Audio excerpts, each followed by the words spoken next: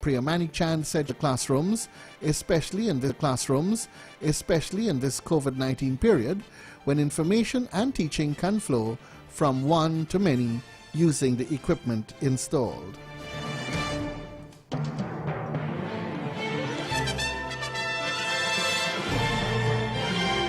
Minister of Housing and Water Colin Crowell has committed to ensuring that all roads within the Diamond Grove community, east bank of Demerara, are fully upgraded following a series of evaluations conducted by his ministry.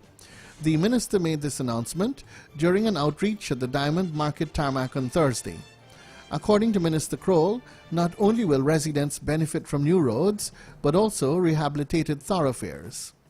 The minister further outlined the infrastructural plans to be carried out, including the continuation of the road network project that will link Great Diamond, Eccles and Mandela Avenue, which is part of a broader effort to decrease traffic buildup on the east bank of Demerara. In addition to those plans, an assessment of the water delivery service was conducted across the east bank Demerara corridor.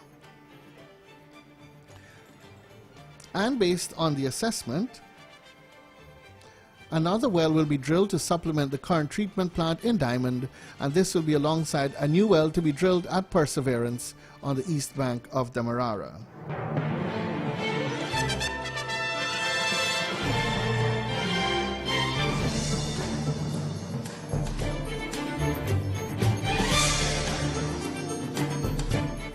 Communications specialist and veteran news editor Namila Henry passed away on Thursday afternoon at the Infectious Diseases Hospital due to COVID-19 related complications. Condolences have poured in from members of the local media fraternity. Henry, 63, died 2 weeks after she was admitted to hospital. She leaves to mourn her 3 children and numerous grandchildren. According to her son Alair Henry, she was admitted to the hospital on March 11th when her symptoms worsened a few days after she had first tested positive for the virus. She was eventually transferred to the intensive care unit ICU last Friday. Alair said he was in constant contact with his mom during her time in the hospital. However, he had not spoken to her since Monday after she became unresponsive. Alair related that he got the news of his mother's passing at 12 hours 45 on Thursday when he was contacted by her doctor. He commended the care his mom received at the hospital, saying the hospital did good, no doubt about it. Describing his mother, Alair said she never did anyone any wrong, and she loved her kids and would talk about us all the time. Her whole life she talked about her kids. The Guyana Press Association, GPA, in a statement said Namila, as many would remember, was known for her jovial and caring attributes. She would be remembered for being strong about her opinions and views and for nurturing those under her wings. Namila worked at a number of media houses, including the LRTV News in Berbice, HBTV Channel 9 and First Look, Guyana Chronicle, and the Department of Public Information. She also worked as a public relations officer for the Ministry of Legal Affairs and was a former VCT counselor at Artist in Direct Support and a former trustee for the Society Against Sexual Orientation and Discrimination. In a statement expressing condolences on her passing, SASOD said her contributions to the organization was too numerous to mention. SASOD highlighted that her work with the LGBTQ+ community, including founding Rainbow House, a now defunct organization which provided short-term housing for homeless and LGBTQ+ youth. Many also took to social media to express their condolences on her passing.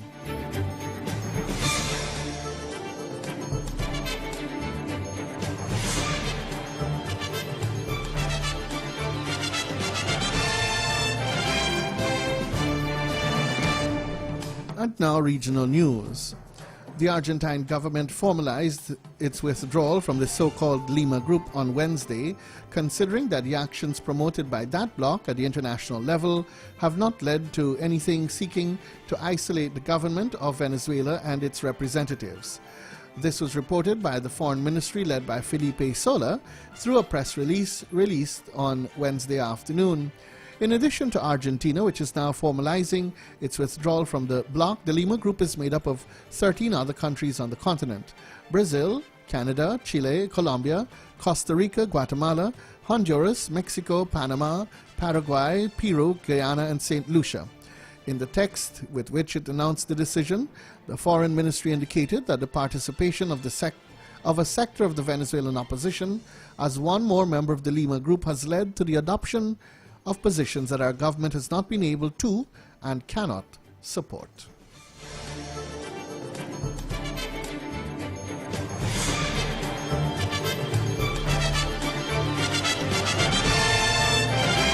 Dominique is engaging digital nomads under a new visa program, Work in Nature, or WIN visa, that allows relocation to work remotely and live in the Nature Isle of the Caribbean for up to 18 months. The newly launched Work in Nature WIN visa is in addition to the Citizenship by Investment Program CBI, where successful applicants enjoy travel freedom to over 140 countries and territories, invest and contribute to the socio-economic development of the island. WIN visa is another facet to the tourism product and economic growth, seeking out alternative ways to travel, conduct business, and live for an extended period. This also complements a healthy work-life balance in a country that has globally accepted health and safety protocols amongst the natural beauty of the island. The WIN visa program offers individual and family options. The Family Bundle program encourages children to attend school on the island. Applicants must make a non-refundable application of $100. The visa fee family is $1,200, while the visa for singles is $800.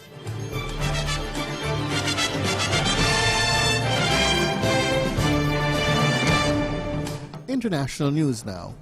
European leaders have stopped short of banning vaccine exports after a protracted row with the Anglo-Swedish manufacturer AstraZeneca. At a summit on Thursday, they gave backing in principle for toughening export controls. But a post-summit statement emphasized the importance of global supply chains needed to produce vaccinations. Elements of the AstraZeneca vaccination are manufactured in a number of EU states. European Commission President Ursula von der Leyen said AstraZeneca must catch up on deliveries to the EU before exporting doses elsewhere. French President Emmanuel Macron told reporters this marked the end of naivety from the EU. Vaccine rollouts in EU states have started sluggishly, and the bloc has blamed pharmaceutical companies, primarily AstraZeneca, for not delivering promised doses. AstraZeneca has denied that it is failing to honor its contract. The EU is expected to receive about 30 million AstraZeneca doses by the end of March, less than a third of what it was hoping for. The stranded Ever Given mega container ship in the Suez Canal is holding up an estimated $9.16 billion, that's 7 billion pounds of goods each day, according to shipping data. This works out at $400 million an hour in trade along the waterway, which is a vital passageway between East and West. Data from shipping expert Lloyd's lists values the canal's westbound traffic at roughly $5.1 billion a day and the eastbound daily traffic at around $4.5 billion. Despite efforts to free the ship, it could take weeks to remove, experts say. The Evergreen, operated by the Taiwanese company Evergreen Marine, is the length of 4 football pitches and is one of the world's biggest container vessels. The 200,000-ton ship is capable of carrying 20,000 containers. Its blockage is causing huge tailbacks of other ships trying to pass through the Suez Canal. The canal, which separates Africa from the Middle East and Asia, is one of the busiest trade routes in the world, with about 12% of total global trade moving through it. According to Lloyd's list tracking data, there are more than 160 vessels waiting at either end of the canal. These include 41 bulk carriers and 24 crude tankers. Along with oil, the sea traffic is largely consumer products such as clothing, furniture, manufacturing components, and car parts.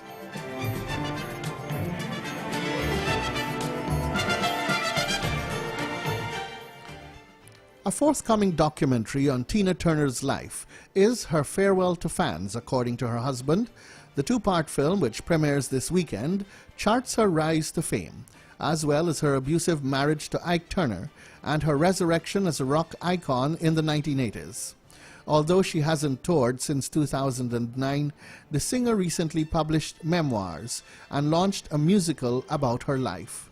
But the film finds her asking, "How do you bow out slowly and just go away?"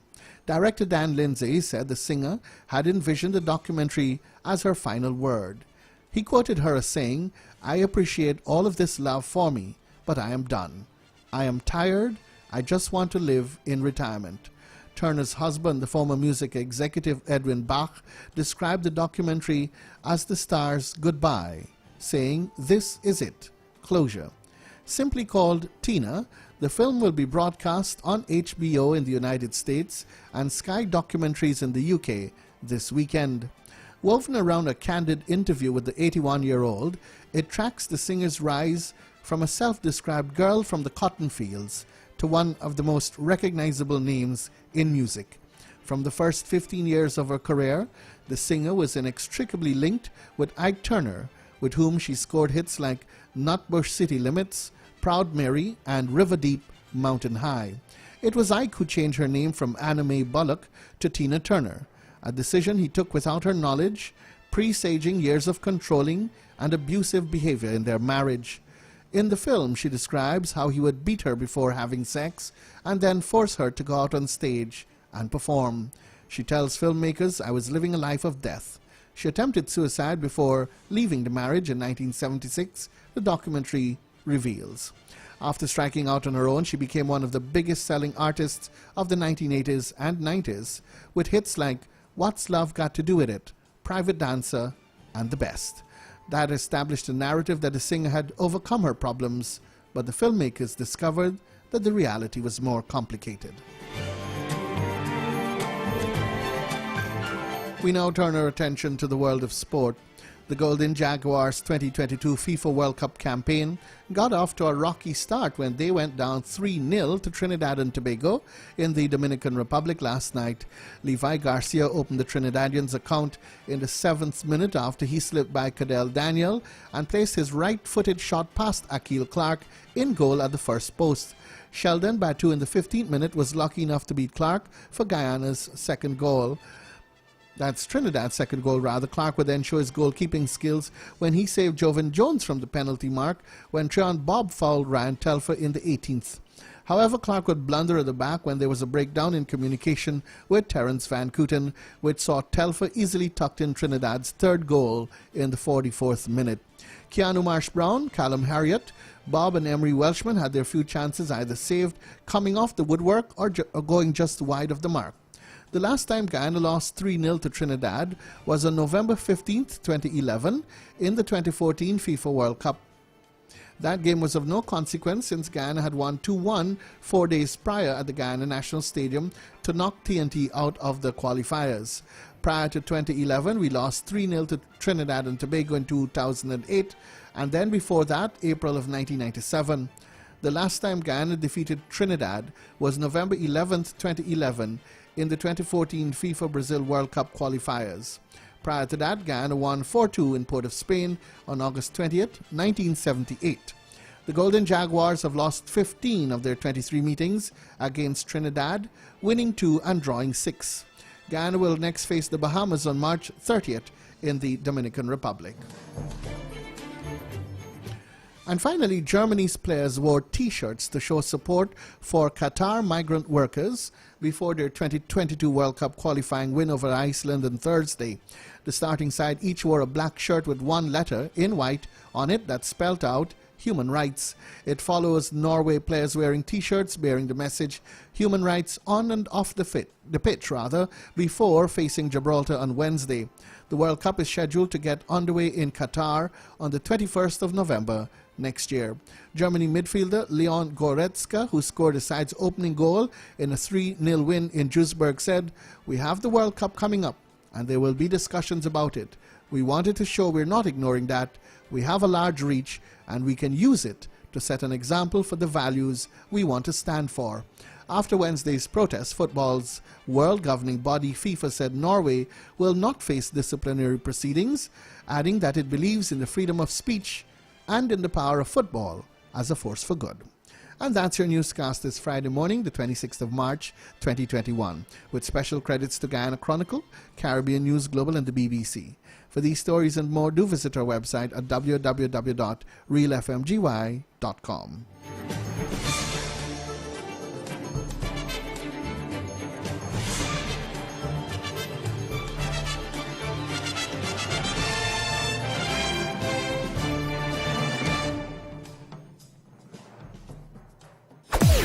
You're listening to 93.1 Real FM, the home of hit music. Yo, damage. Hey. Alright.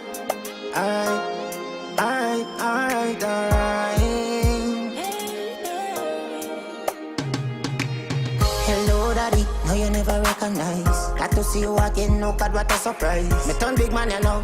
See the all dry. They are searching my dream. I do it hard to find. Me do the music and me get a lot of fight. Feel a lot of pain, but that's a part of life. Me want a land for buy, cause landlord me no lie. My girlfriend a breeze, so a family on it. Me